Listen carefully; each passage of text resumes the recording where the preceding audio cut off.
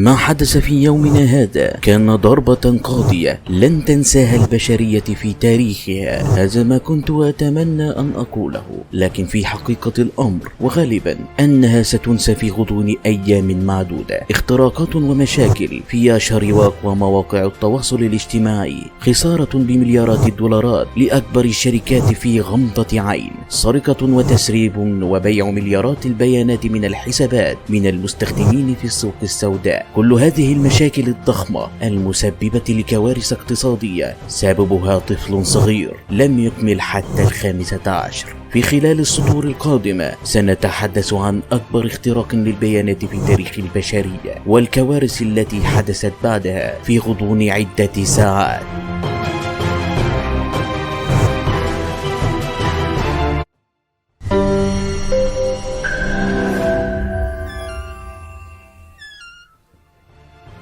تاريخ مارك زوكربيرغ وبدايته. هو رجل أعمال ومبرمج أمريكي، ولد في وايت بلينز، نيويورك، الولايات المتحدة الأمريكية. اشتهر بتأسيسه موقع التواصل الاجتماعي فيسبوك، وهو أكبر موقع تواصل اجتماعي في العالم. أنشأ الموقع مع زملائه في قسم علوم الحاسب إدواردو سيفرين، داستن موسكوفيتز وكريس هيوز، وهو في جامعة هارفارد، وهو بمثابة الرئيس التنفيذي لموقع فيسبوك. يمتلك مارك أيضا ماسنجر وتطبيق انستغرام وتطبيق واتساب، ويمتلك أيضا شركة أوكيوليس، ويعتبر مارك من أسرى أغنياء العالم في سن صغيرة أيضا.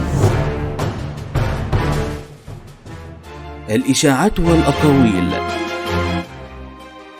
في اليوم 4 من أكتوبر عام 2021 قرابة الساعة 6 مساء وبدون سابق إنذار توقف الفيسبوك عن العمل. في البداية اعتقد الناس أنه مجرد عطل فني من الشركة وفي طريقه إلى الإصلاح، ويعود التطبيق مرة أخرى إلى العمل كما حدث من قبل ويحدث غالبا في أوقات كثيرة. لكن ما لم يكن في الحسبان ويلي هذا الأمر مباشرة توقف ماسنجر، ويليه واتساب ثم انستغرام، وطال هذا الأمر لأكثر من ساعة. ثم توالت الأخبار أنه تم تسريب بيانات مليارات من الحسابات على الفيسبوك وتباع في أحد المزادات على أحد المنتديات.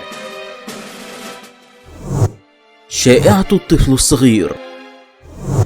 انتشرت الأخبار والشائعات بسرعة تفوق سرعة إحساس الجلد بالتعرض للنار. ومن ضمن هذه الشائعات المنتشرة أن هناك طفلا صغيرا بعمر 12 صيني الأصل قد فعل كل هذا. يقال أن هذا الطفل قد قضى على الخوادم أو ما تسمى بالسيرفرز وتعرضها لمس كهربائي، مما تسبب في هذه الاختراقات الواسعة النطاق، ومما زاد الطين بلة حين انطلق مهندسو الشركة لرؤية الأعطال وإصلاحها حاملين بطاقة الهوية الإلكترونية. أوقف الحراس المهندسين لأن بطاقتهم لا تعمل، مما أخر من عملية الإصلاح. وهذا الطفل الصيني يقال أنه مخترق أو هاكر يسمى سانجيسو، ثم عرض البيانات على أحد المنتديات لبيعها في المزاد، محتوية على إيميلات وعناوين وأرقام هذه الحسابات. وأيضا يقال أن الدومين المخصص للفيسبوك كان يعرض للمزاد.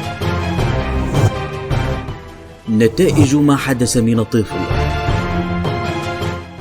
عندما حدث هذا يقال أن الشركة كانت في حالة فوضى وفاقدين للسيطرة، مما تبعها أيضا أخبار أن هناك أعطالا في خدمة الهاتف المحمول في الولايات المتحدة الأمريكية، وبلاغات عن أعطال في موقع أمازون وجوجل وفقا لمجلة رويترز. وتقول وزارة الاتصالات العراقية أن هذا العطل التي شهدته تطبيقات الفيسبوك والإنستغرام أو الواتساب عالمي ولم يقتصر على العراق وحده. ويقال أن هناك خلل بمنظومة الإنترنت العالمية أدى إلى توقف العديد من تطبيقات التواصل الاجتماعي. وحذر الدكتور يسري زكي خبير أمن معلوماتي في مصر من خطورة العطل المفاجئ الذي ضرب عددا من منصات التواصل الاجتماعي لا سيما فيسبوك وواتساب وإنستغرام، فضلا عن بعض الأعمال التي طالت محرك البحث جوجل. وأوضح أن أعطال فيسبوك عبارة عن هجوم قد يستهدف صور الأشخاص ومستخدمي وسائل التواصل خاصة فيسبوك، بحيث تكون هذه الصور منصة لحمل الفيروسات التي تخترق الهواتف. وقال زكي في تصريح إن أعطال فيسبوك والتي طالت أيضا منصات تويتر وتيك توك وتليجرام وجوجل وأمازون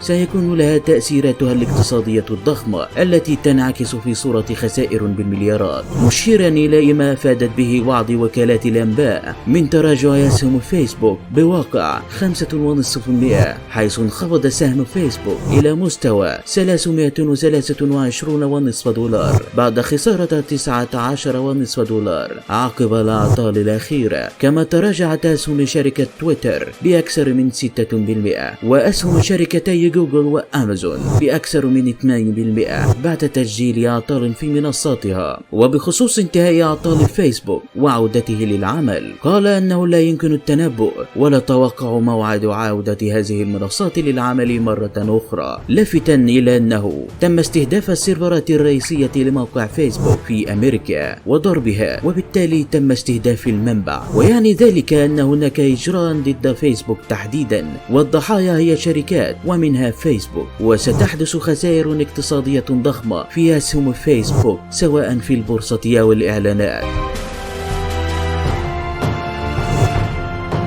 عودة الفيسبوك.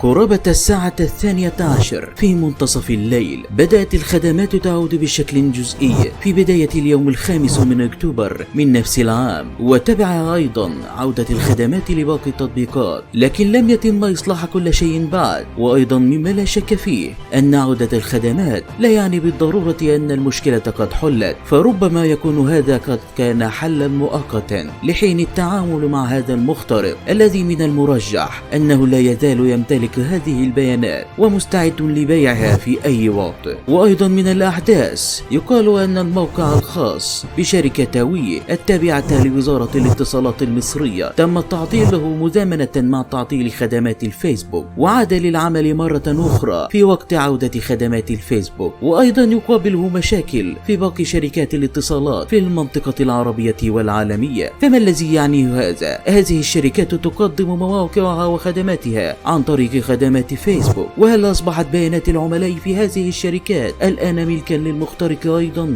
وهذا يضع سؤالا في محله، هل نحن نعتمد على هذه المواقع بصورة مبالغ فيها لجرة أننا لا نستطيع الاستغناء عنها لأنها أصبحت جزءا كبيرا من حياتنا، مما يجعل من السهل القضاء على هذه الحياة بطريقة تافهة على يد طفل صغير؟ في الحقيقة أنا لا أعرف الجواب على هذا السؤال، فدوام الحال من المحال. قد يتغير تفكير البشر في لحظة معينة ويغير معه كل شيء.